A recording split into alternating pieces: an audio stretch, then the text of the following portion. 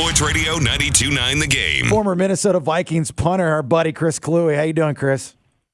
Hey, how's it going? So you're kind of a nerd, right? You get the Warcraft thing going. You got all these people on the Twitter that follow you, right? Because of that. Oh yeah, definitely. I own a tabletop miniature gaming store in California. It's a lot of fun. Nothing wrong with that. I got a guy that was a former rock star, a friend of mine, total nerd, totally into the World of Warcraft stuff. It's a whole other world. Yes, it is. It's funny because everyone grows up with a computer in their house nowadays, know, as compared to like 20, 25 years ago where no one really had computers. So I think it's a lot more socially acceptable now. What was the comparison that you made this past week? Let's start there. With your situation, and real quick for everybody listening, a couple weeks back, Chris had written an article for Deadspin referring to the Minnesota Vikings organization, well, I guess now former organization, because guys like Leslie Frazier are no longer there, as bigots and cowards because of your stance on same-sex marriage, which you're pro for it, and some of the on-field situations that were happening with you and your positions coach. So that's going back. And then this past week you've lawyered up, and right after we had you on, and then you were talking about, I read in an article that you compare your situation to one of like Tim Tebow in the NFL. Explain what you meant by that. Yeah, well, a lot of people have drawn that comparison, and I think it has merit because what the NFL hates to see is guys talking about something that's not football. And even though me and Tebow are essentially polar opposites in a lot of what we believe in, the fact remains is that Tebow is still a very serviceable backup quarterback in the NFL.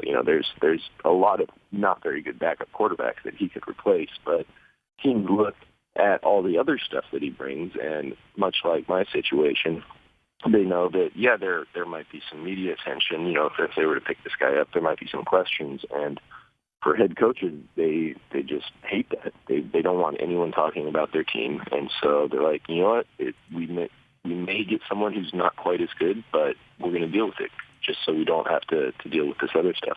Yeah, I thought of you last weekend when the Patriots punter went down, and I probably couldn't have also thought of a more unlikely team to reach out to you than the Patriots. Did I'm you? pretty sure Belichick would kill me on the first day. Why do you think he'd kill you, Chris? Just because of being outspoken and not being able to play by those Belichick rules in New England? Yeah, I think. You look at what happened when Chad Johnson, i.e. Chad Ochocinco, went there, and he did the whole "I'm not going to tweet anymore, I'm not going to do anything," and it really looked like it was affecting his play on the field because he couldn't be himself. So. Last week when we talked to you, you hadn't heard anything yet as far as any lawsuit goes coming from your article, but now you've lawyered up. What made you decide to do so? Well, I think it's funny that people automatically have this negative connotation with lawyering up. And the thing is that the Vikings announced that they are doing an independent investigation, which is a really good sign, and I intend on cooperating fully. But anytime you meet with other lawyers to either give testimony or to, describe a series of events, it is always a smart idea to have your own lawyer. Because that's how you save yourself from getting in trouble later on by saying something or referring to something that you may not have meant to. That's a lawyer's job, is to look out for you. So the thing with the Vikings doing an independent investigation, I'm actually really excited about because I think they actually do want to get to the bottom of this. They want to get to the truth. And like I said, I'm fully confident in my statements and what I've said. And, hopefully in a couple of weeks from now, all this will be resolved. On the WadeFord.com hotline, former Vikings punter Chris Kluwe, in that investigation that the Vikings are doing, and that was announced, I think, well over a week, 2 weeks ago, have they reached out to you to ask you any questions? Yeah, I'm scheduled to meet with them next week. We tried to get it set up for this past weekend, but the timing just didn't work out. So, I think coming up next week is when we're scheduled to meet. Are you going to hold back at all, or are you going to totally bury the guys in there and stick to your guns? I'm going to tell them what happened. I'm going to tell, here's what was said.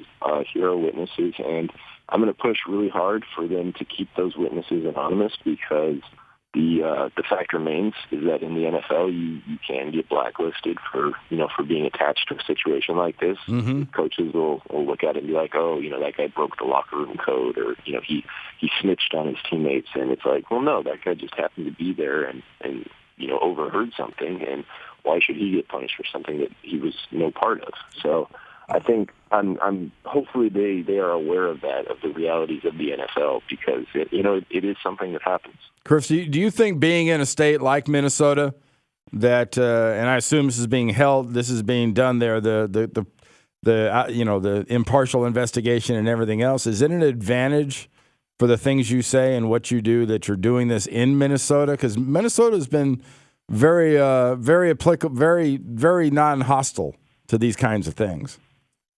Right, exactly, and yeah, I think it is good that it's taking place in Minnesota. But I think the goal is eventually that one day every state in the union would have the ability, people would have the ability to go say, hey, I got fired for this, and have legal recompense, because it's not right to be fired from your job simply due to speaking out on an issue. And that's the thing about free speech is that you should be able to raise awareness of social issues, no matter what those social issues are, no matter what side of them you're on.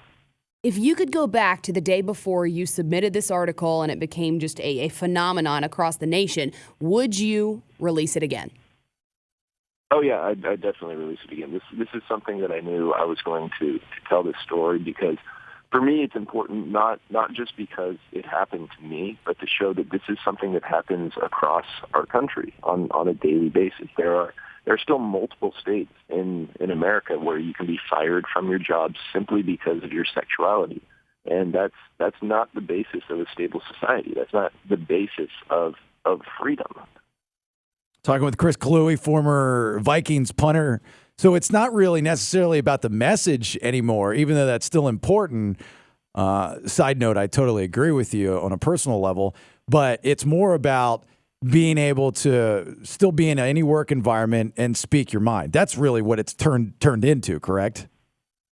Yeah, well, that's part of it, and like I said, the essential part of it is the fact that making people aware that this is something that happens, this is something that goes on, and is this the type of country that we want to live in, where all we think about is money, all we think about is your job, and that's all that defines you, because frankly, that's not really the type of country I want to live in. I don't think that's very healthy if your sole concern is making money all the time, and you get punished for speaking out on social issues because of it. Well, get ready for the texts or the tweets. They're going to come in. Love it or leave it, Chris. Get the hell out if you don't like America. You're going to get that, yeah, right? Exactly. Well, and if I could actually address that real quick, I love that point, because it somehow implies that there's, that America is the greatest thing that has or will ever exist. And it's you're perfectly capable of loving your country and also wanting it to be better.